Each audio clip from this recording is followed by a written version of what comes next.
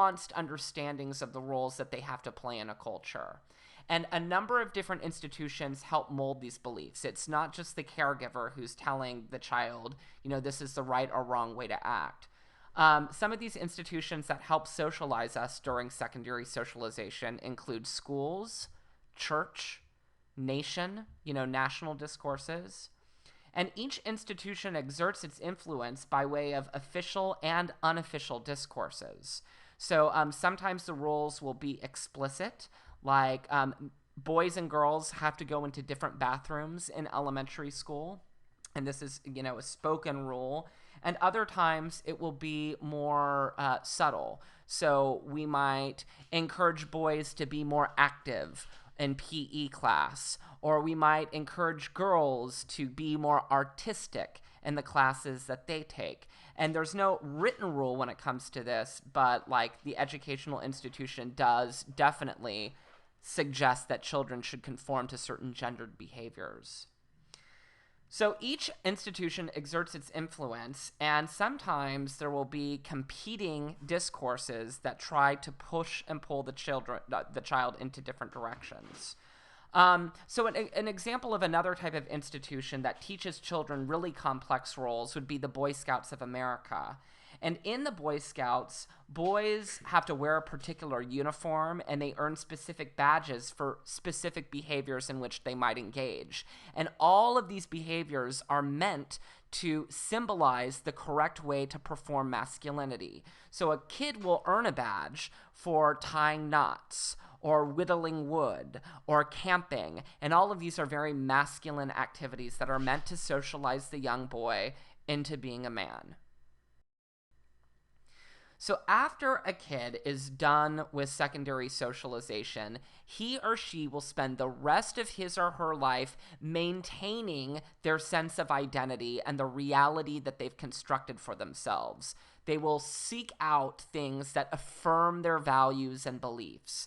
And this happens every single day of their lives. Mundane, everyday, redundant acts of communication both constantly reaffirm and sometimes challenge our intersubjective understandings of reality. We maintain our socially constructed worlds by identifying with symbols that best fit into our subjective and socially constructed reality. In fact, communication research shows that people, like with cable news now, cable news is very ideologically divided. You have more liberal cable news like MSNBC, and then more socially conservative news like Fox News. And communication research suggests that people, when they're deciding what news network they want to watch, they don't tend to flock to stations or channels where the journalists are going to challenge their values and beliefs. Instead, they seek out journalists who will tell them they agree with the things that they already believe in. So that's one of the ways that we maintain our reality. We seek out things that affirm our values and our beliefs and our norms. Identity is definitely a social construct. Some of the most basic aspects of our identity, things like race, gender, sexuality, are social constructs that a number of people confuse for biological realities. And it's not to say that there isn't a sense of biology helping to determine these traits. Like certainly phenotype helps construct our understanding of race, gender, and sexuality, but it's a lot more complicated than biology determining these things. Things like race, gender, and sexuality are also very much social constructs. And to illustrate this idea, I'm going to talk about one of my office mates when I was getting my PhD at ASU. Her name's Elvanette.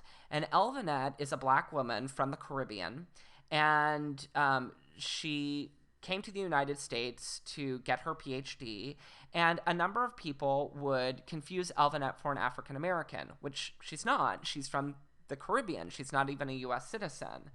And I think it's easy for people to look at something like phenotype and then project a social construct, a human constructed label like African American or black or white or, whatever the case may be, onto an individual, regardless of whether or not that's an appropriate label to place with that individual. And there is a pretty popular quote that one is not born woman or black or heterosexual. One becomes these things by way of socialization. We're socialized into our understanding of what constitutes man, what constitutes woman, what constitutes black or white or gay or heterosexual. All of these things are social constructs. They're the differences that make a difference. So, why study gender issues under a social constructivist frame? First, gender issues are both personal and political. And what I mean by that is a lot of issues related to gender are framed as personal, personal business. Like a lot of times spousal abuse will be an abuse, whether it's emotional, verbal, physical. A lot of times spousal abuse will be constructed as, oh, well, that's something personal. It's going on in the privacy of their own home. We don't want to get involved. That's what neighbors always say. We're not going to get involved. But when you look at the statistics regarding spousal abuse, and I'm just going with this as an example, I think the statistic is upward of anywhere between like 25% upward to 50% of women are abused at some time by their spouse. So when you look at how this is happening at an epidemic rate, something that is constructed as personal requires political intervention. It's something that people should be talking about in the political sphere. Gender issues are almost also systemic, and what I mean by that is that they're system-wide, regardless of individual belief. For instance, you don't have to identify as a sexist or communicate in a sexist way each and every day of your life to benefit from a sexist system. I know a ton of men who I wouldn't necessarily classify as overtly, explicitly sexist, but that doesn't mean that they don't benefit from sexist systems which pay men more than women for performing the same job. Or in the educational realm, stories tend to be about men. We read books that are authored by white men. You know, these are things that benefit men regardless of whether or not they identify as a sexist. Next, racism, sexism, and homophobia are built into the very structures of how we communicate. And this is a really important point because a lot of times I'll hear people say, oh, I'm not racist, I'm not sexist, or I'm not homophobic.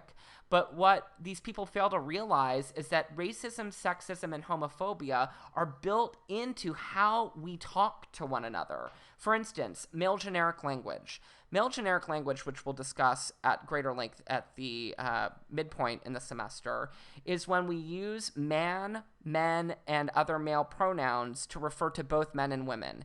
And by doing this, we first highlight men and make it seem like they exclusively play the roles that we're referring to. And then we also wall out the women's experiences who also may be participating in this role. So some specific examples of male generic language might be congressman instead of congress.